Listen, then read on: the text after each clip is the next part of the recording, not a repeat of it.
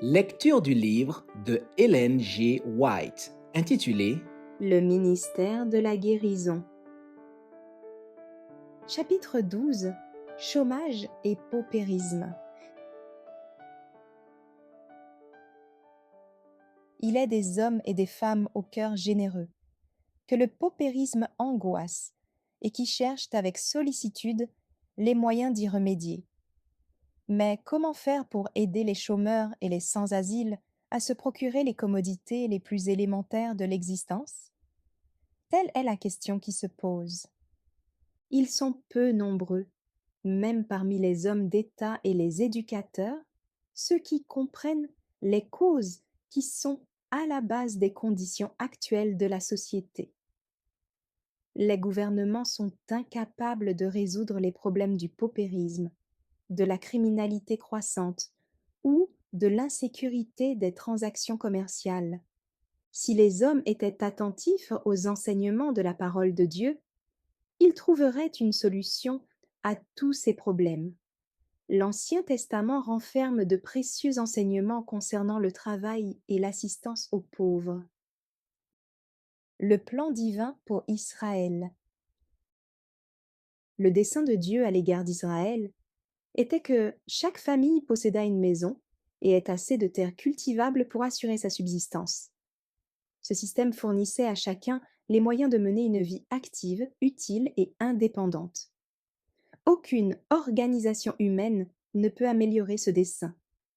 La pauvreté et la misère de notre société sont dues en grande partie à son abandon. Lorsque Israël s'établit en Canaan, le pays fut partagé. Seuls les Lévites, ministres du sanctuaire, ne reçurent point de part. Les tribus furent constituées par famille, et un héritage accordé à chacune d'elles selon le nombre de ses membres. Chacun pouvait vendre son bien, mais à titre temporaire seulement. Nul ne pouvait aliéner définitivement son patrimoine. Lorsque le vendeur était en mesure de racheter son champ, il pouvait le faire à n'importe quel moment. En outre, les dettes étaient remises tous les 7 ans, et la 50e année, ou année du jubilé, toute propriété immobilière revenait à son premier propriétaire. Les terres ne se vendront point à perpétuité, lisons-nous dans le Lévitique, car le pays est à moi, car vous êtes chez moi comme étrangers et comme habitants. Dans tout le pays dont vous aurez la possession, vous établirez le droit de rachat pour les terres.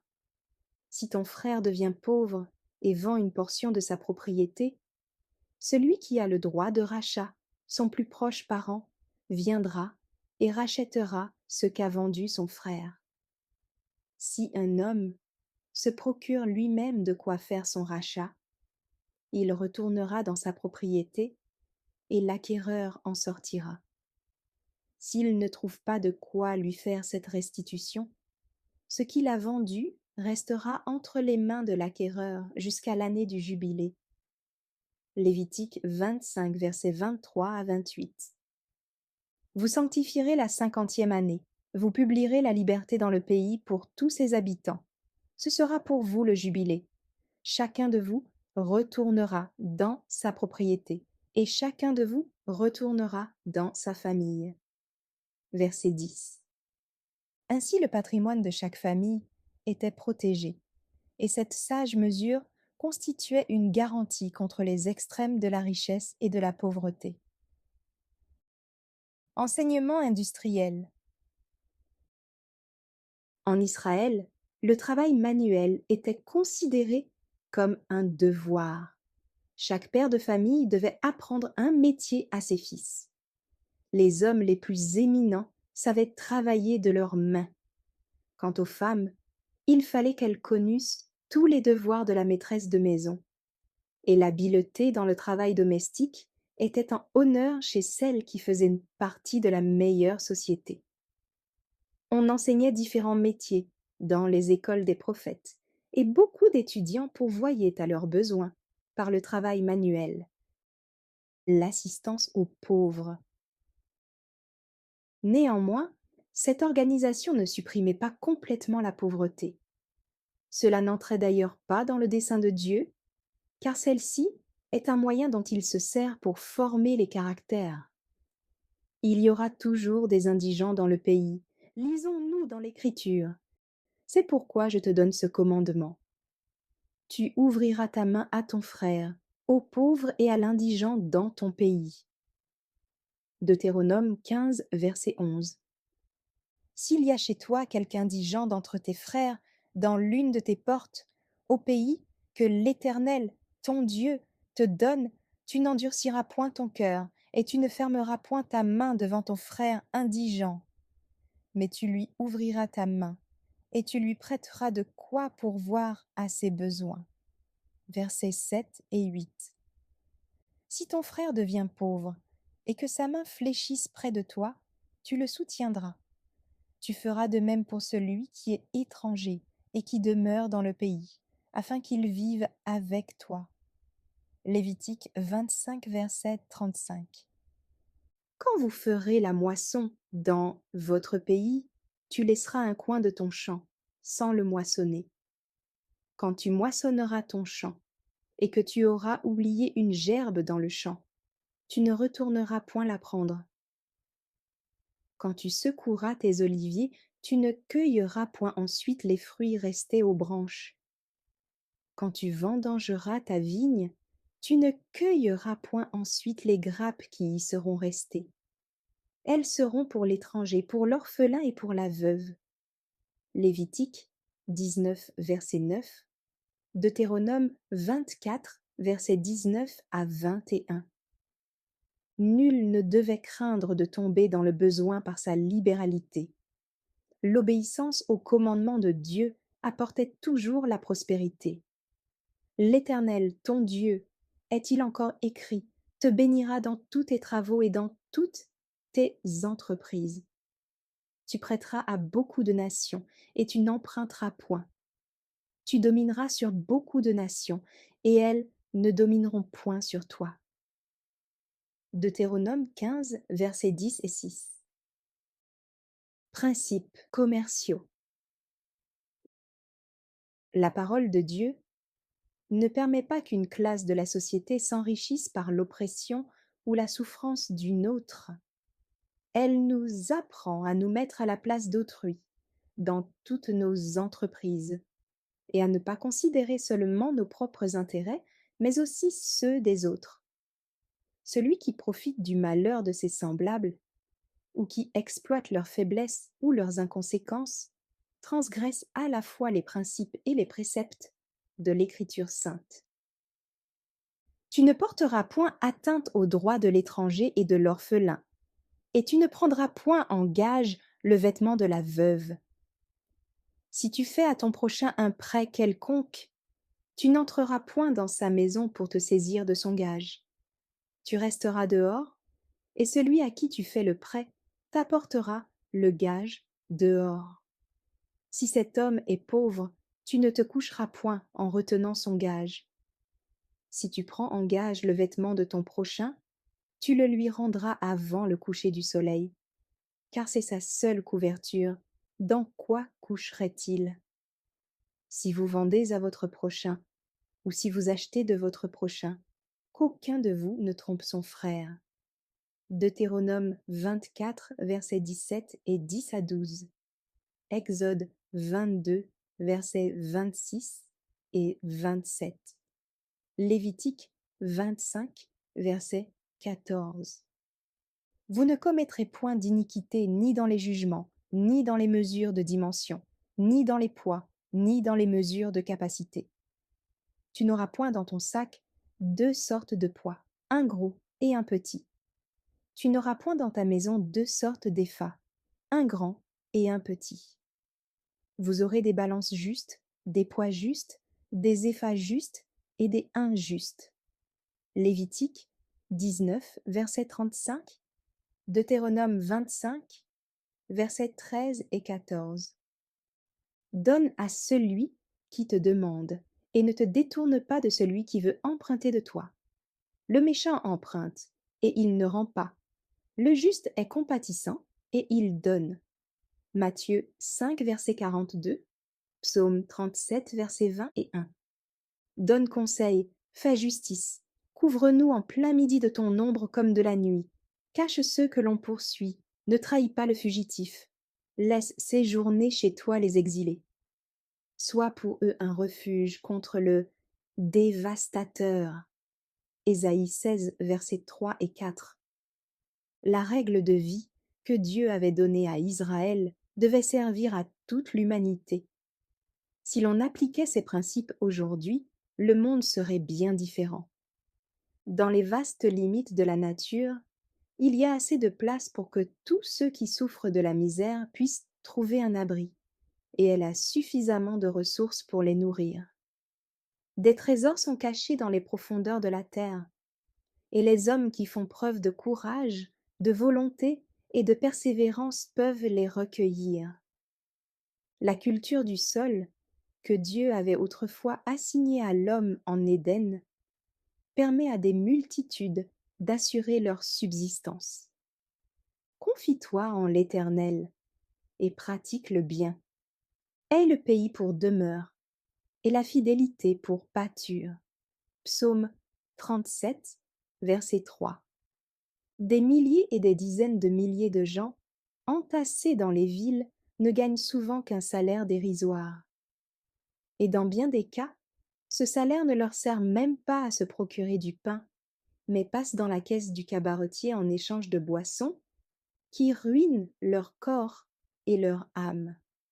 Ces gens pourraient avantageusement travailler à la campagne. Beaucoup considèrent le travail comme une corvée et essayent de gagner leur vie au moyen d'expédients plutôt que par un labeur honnête. Cette manière d'agir ouvre toute grande la porte à la misère, au vice et au crime. Les bas-fonds des grandes villes.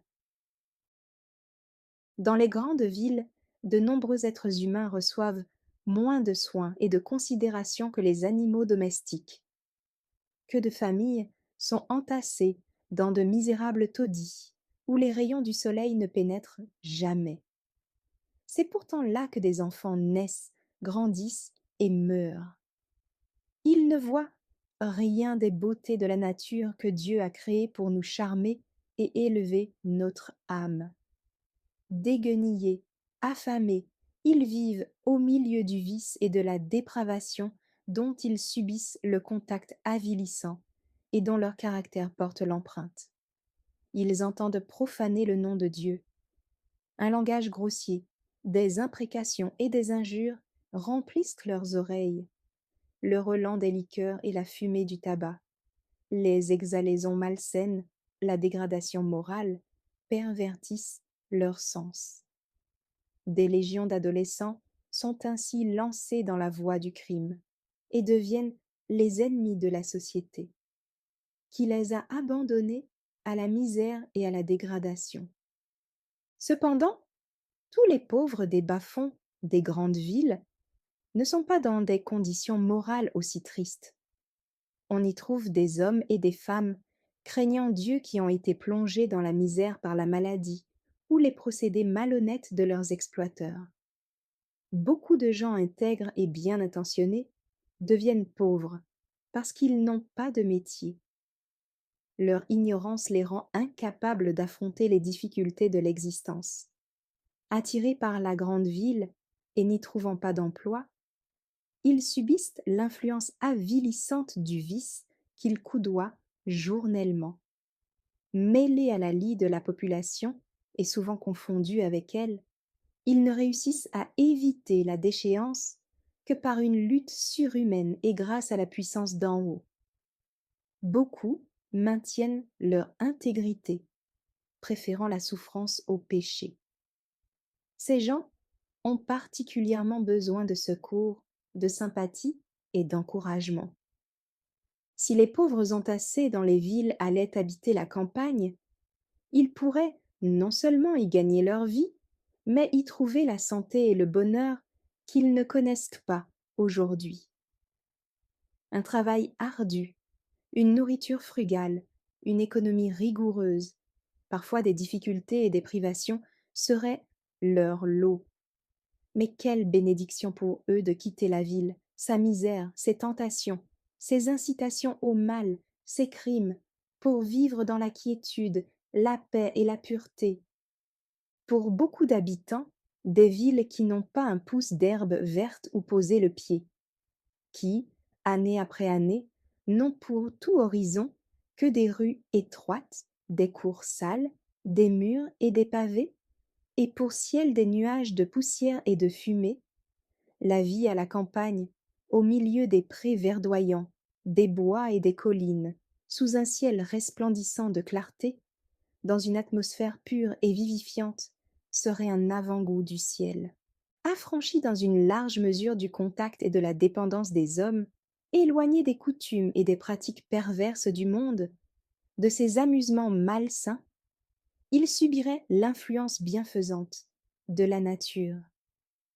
La présence de Dieu leur deviendrait plus sensible et beaucoup apprendraient à compter sur lui. Ils entendraient sa voix leur parler de paix et d'amour, et leur être tout entier, corps, âme et esprit, répondrait à l'appel de celui qui guérit et vivifie. Pour pouvoir gagner leur vie, beaucoup ont besoin qu'on les assiste, qu'on les encourage et qu'on les instruise. Il y a un grand nombre de familles pauvres, en faveur desquelles aucun travail missionnaire ne pourrait être plus profitable que celui qui consisterait à les aider à s'établir à la campagne et à leur apprendre à cultiver la terre de manière à en tirer leur subsistance. Il est des pays où cette nécessité ne se fait pas sentir dans les villes seulement. À la campagne même, où il est pourtant plus facile de mieux vivre, les pauvres abondent et leurs besoins sont grands. Des villages entiers ont besoin d'éducation en matière professionnelle et dans les principes élémentaires de l'hygiène. Les familles sont logées dans des chaumières à peine meublées et manquent de vêtements, d'outils et de livres.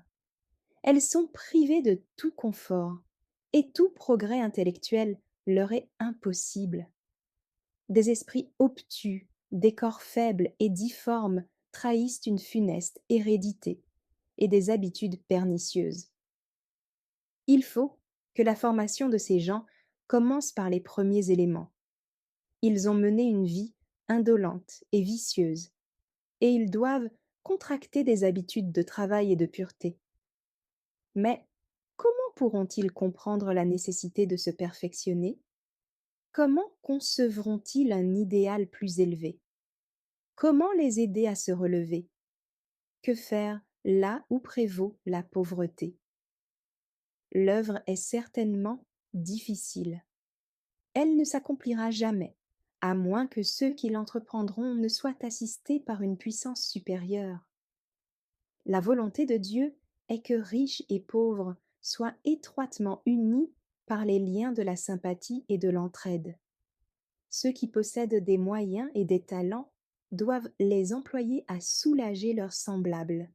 Les cultivateurs chrétiens peuvent accomplir un véritable travail missionnaire en aidant les pauvres à se loger à la campagne et en leur apprenant à travailler la terre, à la rendre productive, à se servir d'instruments agricoles, à cultiver les légumes, les céréales et à soigner les arbres fruitiers. Bien des cultivateurs, dans certains pays, n'obtiennent pas une récolte satisfaisante à cause de leur négligence. Ils ne soignent pas convenablement leurs vergers, ne sèment pas au moment voulu, et ne travaillent en la terre que superficiellement. Puis, ils accusent faussement de leur insuccès la stérilité d'un sol qui, convenablement travaillé, les aurait richement récompensés. Il faut absolument qu'ils renoncent à la routine et s'efforcent de pratiquer les meilleures méthodes de culture. Apprenez à ceux qui le désirent comment ils pourront rendre le sol productif. Si l'on méprise vos conseils, donnez une leçon silencieuse. Cultivez avec soin votre propre terre, et que votre récolte soit l'argument le plus puissant en faveur de votre méthode. Démontrez ce qui peut être fait lorsque la terre est bien travaillée. On devrait fonder des industries variées où les pauvres trouveraient un emploi. Les charpentiers, les forgerons et tous ceux qui exercent un métier utile l'apprendraient à ceux qui l'ignorent et sont sans travail. De grandes possibilités de servir s'offrent aux femmes comme aux hommes dans le ministère en faveur des déshérités. Les cuisinières, les ménagères, les couturières, les infirmières peuvent apprendre aux femmes pauvres à cuisiner, à bien tenir leur maison, à confectionner et à raccommoder leurs vêtements, à soigner les malades. Aux garçons et aux filles, il faut donner un métier utile. Famille missionnaire. Des familles missionnaires devraient s'installer dans les régions incultes. Que des agriculteurs, des financiers, des entrepreneurs et des artisans aillent se fixer dans les lieux en friche pour y améliorer le sol, y fonder des industries, y construire d'humbles maisons pour eux-mêmes et venir en aide à leurs voisins. Dieu a mis un attrait dans les endroits les plus sauvages de la nature. Il a placé des choses magnifiques parmi les plus laides. C'est l'œuvre que nous sommes appelés à accomplir. Les lieux déserts de la terre peuvent devenir des jardins de l'Éternel.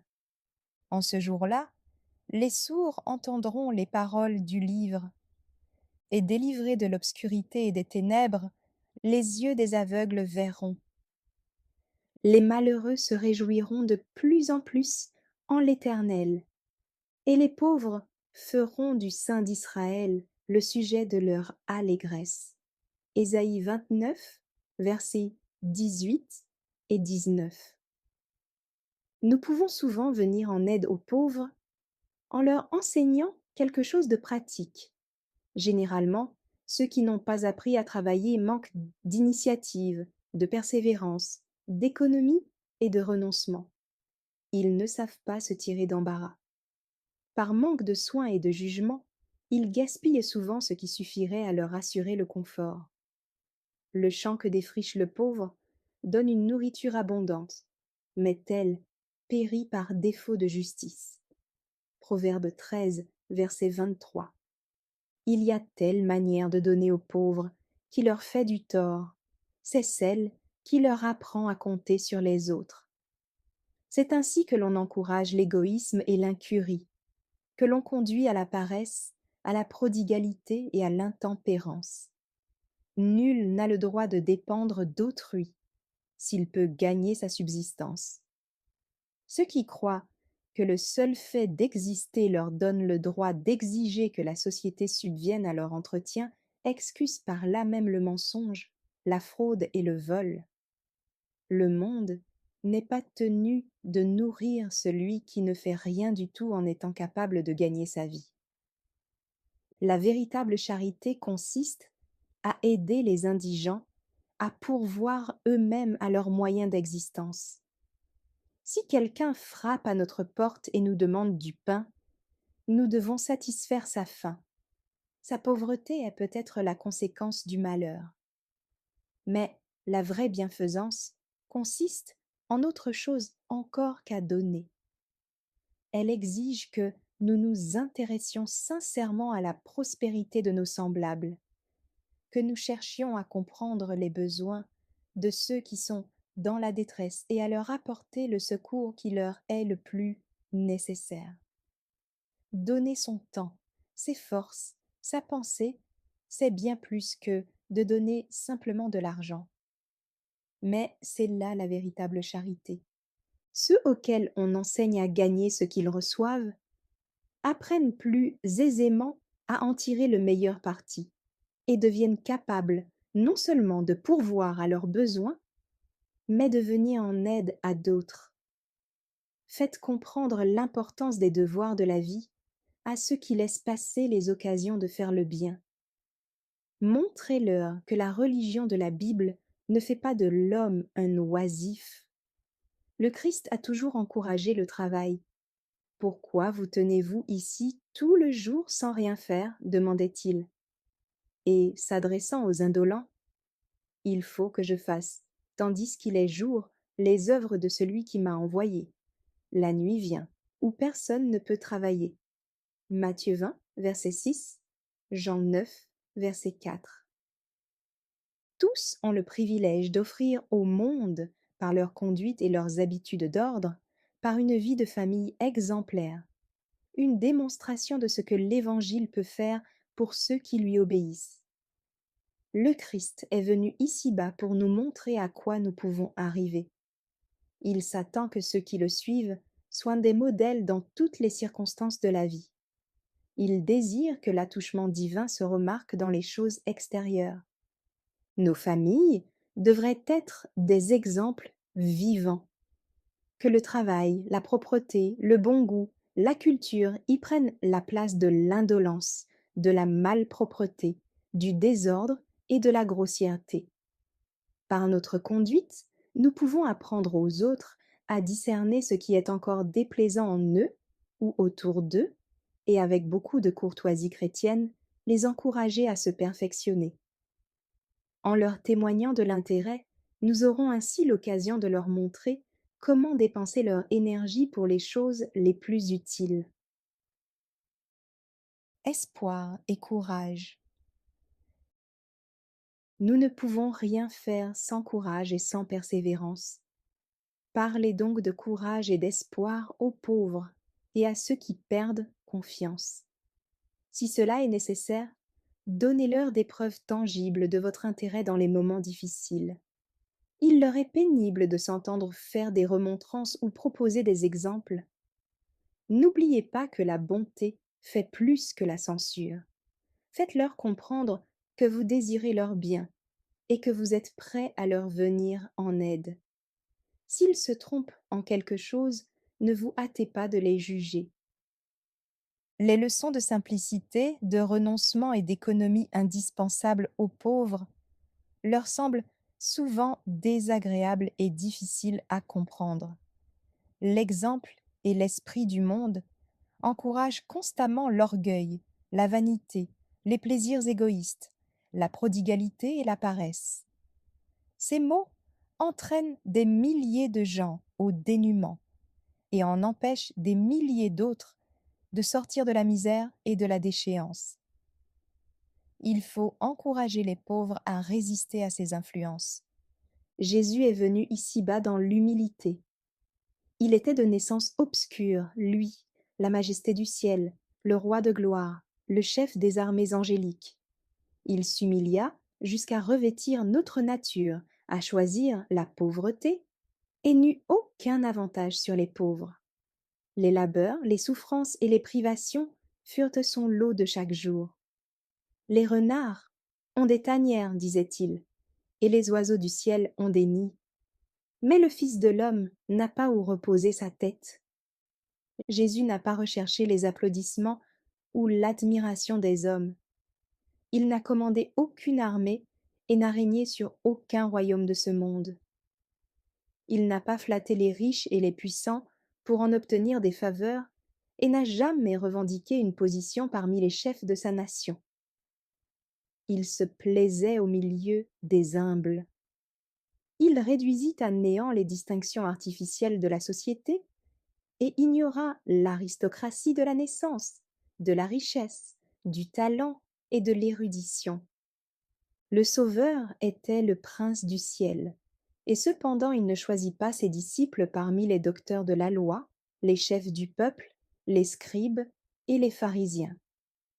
S'il laissa ceux-ci de côté, c'est parce qu'ils se glorifiaient de leur connaissance et de leur position, et qu'ils étaient imbus de leur superstition et de leur tradition. Celui qui pouvait lire dans les cœurs choisit d'humbles pécheurs disposés à se laisser instruire. Il se mettait à table avec les pécheurs et les publicains, et se mêlait au commun peuple, non pour s'abaisser à leur niveau, mais pour communiquer à tous, par l'enseignement et par l'exemple, les principes du bien, et pour arracher les âmes à la mondanité et à la dégradation. Jésus s'efforça de corriger les notions que l'on avait autour de lui sur la valeur de l'homme. Il s'identifia avec les nécessiteux afin que la pauvreté ne fût plus l'objet de la réprobation générale. Il la soustraites pour toujours au mépris du monde, en bénissant les pauvres et en les faisant héritiers de son royaume. Parlant du chemin qu'il a suivi, il nous dit: Si quelqu'un veut venir après moi, qu'il renonce à lui-même, qu'il se charge chaque jour de sa croix, et qu'il me suive. Verset 23. Il faut aller trouver les gens où ils sont et leur apprendre, non pas à se croire quelqu'un, mais à être quelqu'un par le caractère. Il faut leur montrer comment le Christ a travaillé et a vécu dans l'abnégation, les aider à suivre son exemple et les mettre en garde contre les complaisances aux usages du monde. La vie est trop précieuse, elle comporte trop de responsabilités solennelles et sacrées pour être gaspillée égoïstement. Les meilleures choses de la vie. Les hommes comprennent difficilement le but de la vie. Attirés par ce qui brille, ils ambitionnent les premières places et sacrifient l'essentiel. Les biens, les meilleurs, ici-bas, la simplicité, l'honnêteté, la véracité, l'intégrité, la pureté, ne peuvent s'acheter ni se vendre. Ils sont gratuits pour l'ignorant comme pour le savant, le simple ouvrier ou l'homme d'État comblé d'honneur. Dieu a en réserve des plaisirs auxquels riches et pauvres peuvent accéder. La joie que procure la pureté de la pensée et l'action désintéressée. La satisfaction que l'on éprouve à témoigner de la sympathie et à faire du bien autour de soi. Une lumière divine se dégage des chrétiens qui suivent cette voie et illumine le sentier de ceux qui, autour d'eux, marchent dans les ténèbres. Tout en aidant matériellement les pauvres, souvenez-vous toujours de leurs besoins spirituels. Que votre vie témoigne de la puissance protectrice du Sauveur et que votre caractère reflète le modèle élevé que tous doivent s'efforcer de reproduire. Faites connaître l'Évangile par les menus détails de la vie journalière. Dans la formation de votre caractère, sachez retirer une leçon de tout ce qui vous entoure. Si humble et si faible que l'on soit, on peut collaborer avec Dieu, recevoir le réconfort de sa présence et le soutien de sa grâce. Il ne faut pas se laisser miner par les tracas et les inquiétudes de cette vie. Travaillons au jour le jour, accomplissant avec fidélité la tâche que la Providence nous assigne, et Dieu prendra soin de nous. Ne vous inquiétez de rien, dit Paul, mais en toute chose, faites connaître vos besoins à Dieu par des prières et des supplications, avec des actions de grâce. Et la paix de Dieu, qui surpasse toute intelligence, gardera vos cœurs et vos pensées en Jésus-Christ. Philippiens 4, versets 6 et 7. La protection du Seigneur s'étend à toutes ses créatures.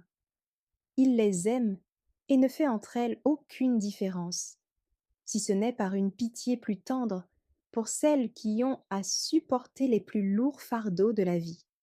Les enfants de Dieu doivent faire face à bien des épreuves et à bien des difficultés, mais il faut qu'ils acceptent leur sort avec courage, se souvenant que tout ce que le monde leur refuse, Dieu le leur donnera au centuple.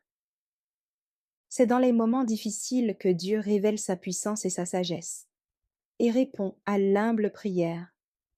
Ayez confiance en lui, car il entend, et il exauce. Il est disposé à vous aider dans toutes les circonstances. Celui qui a créé l'homme, qui lui a donné ses merveilleuses facultés physiques, mentales et spirituelles, ne refusera pas ce qui est nécessaire au soutien de la vie qu'il a communiquée. Le Dieu qui nous a donné sa parole, les feuilles de l'arbre de vie, nous révélera la manière dont ses enfants doivent s'y prendre pour se procurer la nourriture dont ils ont besoin. Comment l'humble cultivateur peut-il obtenir la sagesse? Si tu la cherches, répond l'Écriture sainte, comme l'argent, si tu la poursuis comme un trésor. Son Dieu lui a enseigné la marche à suivre, il lui a donné ses instructions. Cela aussi vient de l'Éternel des armées. Admirable est son conseil, et grande est sa sagesse. Proverbe 2, verset 4. Ésaïe 28, versets 26 et 29. Celui qui a appris à nos premiers parents à cultiver le jardin d'Éden donnera encore aujourd'hui de la sagesse à celui qui conduit la charrue et répand la semence. Il dirigera ceux qui lui obéissent et se confient en lui. Qu'ils avancent donc courageusement, confiants en Dieu qui répond à leurs besoins selon les richesses de sa bonté. Le Sauveur qui a nourri autrefois la multitude avec 5 pains et 2 poissons peut nous donner le fruit de notre labeur. C'est lui qui a dit aux pêcheurs de la Galilée: « Jetez vos filets », et qui les a remplis de poissons. Il désire que ses enfants voient là une image de ce qu'il peut faire pour eux aujourd'hui. Le Dieu qui donna la manne du ciel aux Israélites dans le désert vit et règne encore. Il conduira son peuple et le rendra intelligent pour accomplir l'œuvre à laquelle il l'appelle. Il donnera de la sagesse à ceux qui s'efforcent de s'acquitter de leurs devoirs consciencieusement et avec intelligence. Celui qui possède le monde est riche en ressources et bénira tous ceux qui cherchent à faire du bien à leurs semblables. Il nous faut regarder en haut avec foi. Les échecs apparents ou les résultats tardifs ne doivent pas nous décourager. Travaillons avec persévérance, avec espoir et gratitude, convaincus que la terre renferme en son sein, pour l'ouvrier fidèle, des trésors plus précieux que l'or ou que l'argent. Les montagnes et les coteaux peuvent se modifier, la terre vieillir comme un vêtement. Mais la bonté de Dieu, qui dresse une table pour ses enfants dans le désert, ne cessera jamais. Merci d'avoir écouté cette lecture. Si vous avez des questions ou des remarques sur le thème abordé, n'hésitez pas à les partager dans les commentaires et notre équipe ne manquera pas de les considérer. À bientôt sur lereste.org.